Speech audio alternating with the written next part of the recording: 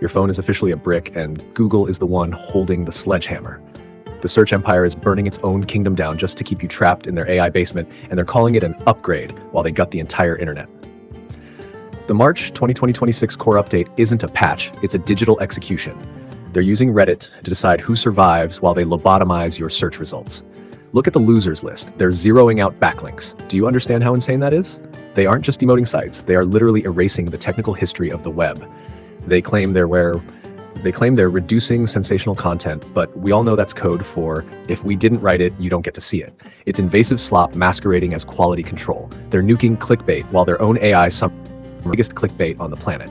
And look at the winners. They want locally relevant content. Translation: they want to track your physical coordinates even harder just to show you an ad for a burger joint, while the actual tech answers you need are buried in a digital grave. The entire system is totally cooked. They've turned the most powerful tool in human history into a gated community where Google is the only one with the keys. It's systemic failure disguised as relevance. Are you actually finding anything useful anymore? Or is your search feed just a graveyard of AI hallucinations and corporate-sponsored slop? Let me know if your phone feels as dead as the rest of the internet in the comments.